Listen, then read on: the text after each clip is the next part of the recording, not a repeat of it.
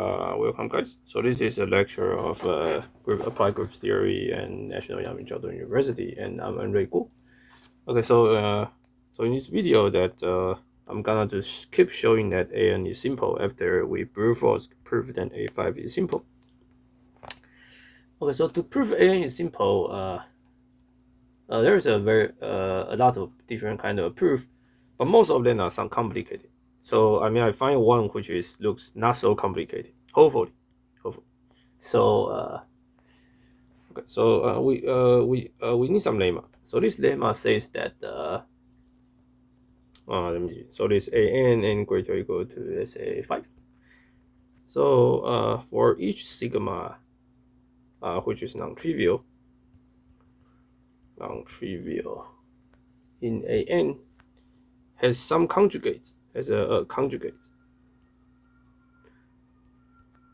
sigma prime such that sigma prime is different from sigma, such that sigma I equals to sigma I equals to sigma prime I for some I. So what this means is that if you take some non-trivial element in AN, then you can find some partner. This partner is conjugate from sigma, and it has a similar cycle structure and conjugate in AN. But more interestingly, it has fixed some position. Okay, so this is lemma. If you believe that this lemma is true, then proving AN is simple will be very trivial.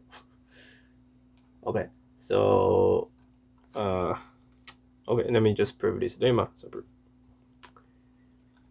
proving this lemma is much more it's a little bit complicated. But let's say, let me just write down. So let's say R be the longest cycle in sigma. So for example, if sigma is like, let's say sigma is 1, 2, 3, 4, 5, 7, 6, So 1, 2, then let's say like this, then 1, 2, 3, 4, 5 will be largest. So without so much generosity, I can say this R is represented by 1 to up to R, and let's say for some pi, and these are disjoint. Okay, now if R is greater or equal to 3, then I pick, let's say, tau to be 4, 3, 4, 5. This is in sigma, or this is in AN. Okay, now I compute sigma prime equals to tau sigma tau inverse. So it's 3, 4, 5, 1 to R, and pi, and 3, 5, 4. Okay, so if we do this, so let's see. So sigma 1, right? Because sigma 1 is 2. Sigma 1 is 2. How about sigma prime? So how about sigma prime 1? So 1, right? So 1 goes to 2. That's 2, because there's no other one here. But sigma 2 goes to 3. But sigma prime 2 is 2 goes to 3, right? Because R is greater or equal to 3. So 2 goes to 3, 3 goes to 4. So it's 4. Okay, so this is different. These are different. So what we prove is that sigma prime is the same as sigma on one position 1, but they are not the same. So this finishes the proof. When R is greater or equal to 3, if R is less than 2, less or equal to 2, then there are, for example, sigma is 1, 2, right? But sigma is in AN, right? So you at least need to have like 3, 4 or something. Okay, so the case one is that sigma is a lot of like 1, 2, 3, 4, and 5, 6. Keep going. Okay, it has a lot because it's even, right? So it has the pair of 2. Okay, like something like 1, 2, 3, 4, 5, 6, and this is dot dot dot. It's not important. Okay, then I consider tau to be 1, 2, 3, 1, 2, and 3, 5. Now I compute sigma prime to be just tau sigma tau inverse. So it's 1, 2, 3, 4, 1, 2, 3, 4, 5, 6, dot dot dot, and 1, 2, 3, 4. 1, 2, 3, 5. Okay, so now I compute sigma prime with 1. So let's say sigma 1 is 2, right? Sigma 1 is 2.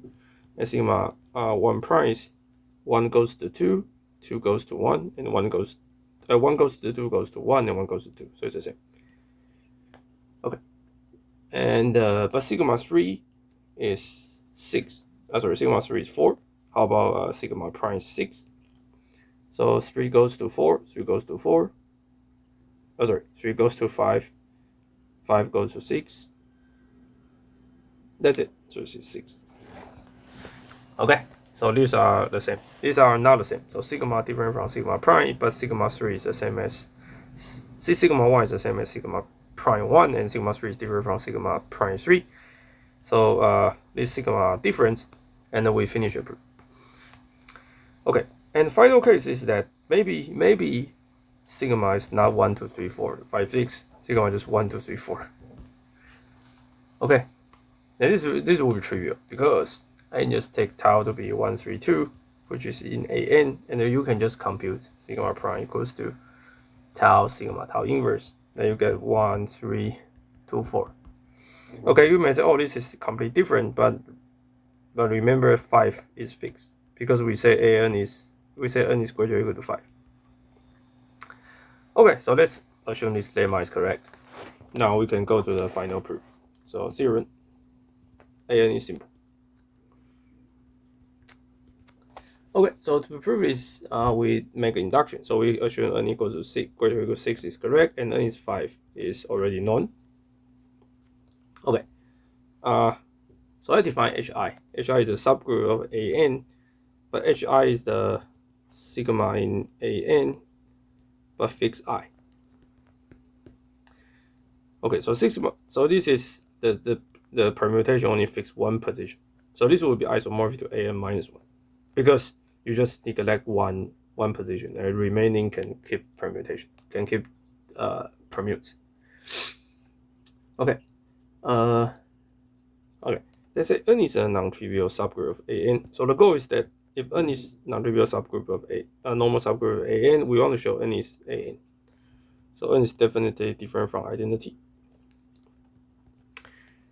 Okay, so now, well, how do we prove this? Okay, so proof is very simple. So let's say I take sigma in n, and I know that by lemma, there exists a sigma prime in an, such that sigma prime, sigma times sigma prime, they have some number to fix, right? Some fixed number, right? So I equals to I. But these are different, right? This sigma and sigma I are sigma times sigma prime are different from identity. So what? So since n is normal,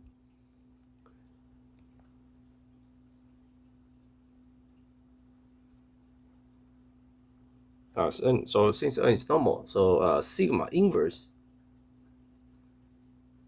sigma prime. May I use this? So sigma inverse sigma prime is the identity is in n. It's non-identity. This is non-identity, right? So this is not true. This is non-identity, because I say that sigma is different from sigma prime.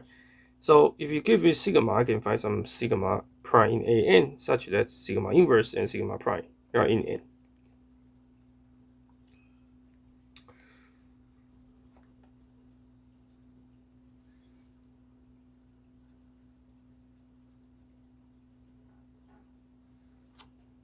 Okay.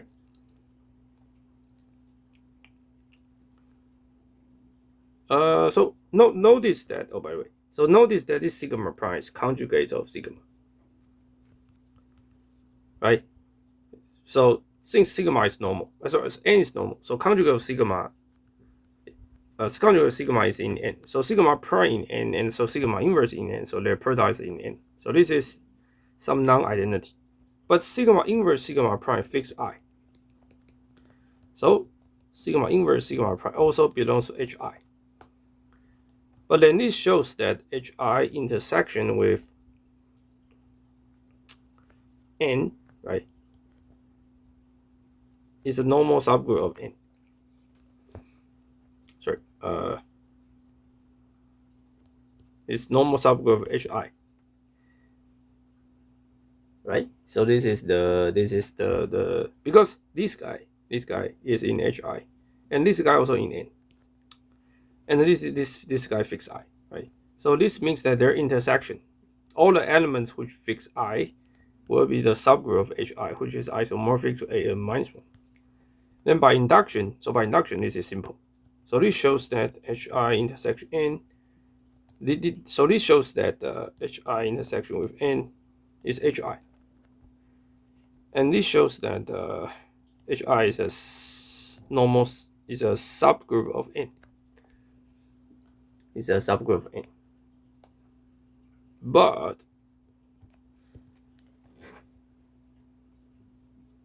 what? But HI contains HI is isomorphic AN minus 1, right? So contains a 3 cycle. But AN is generated by 3 cycle.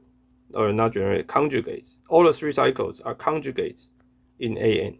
So if this capital N contains some 3 cycles, especially contains a lot of 3 cycles, then it must be AN itself, because it already contains a lot of 3 cycles, and all the 3 cycles are conjugate in AN. So this finishes the proof.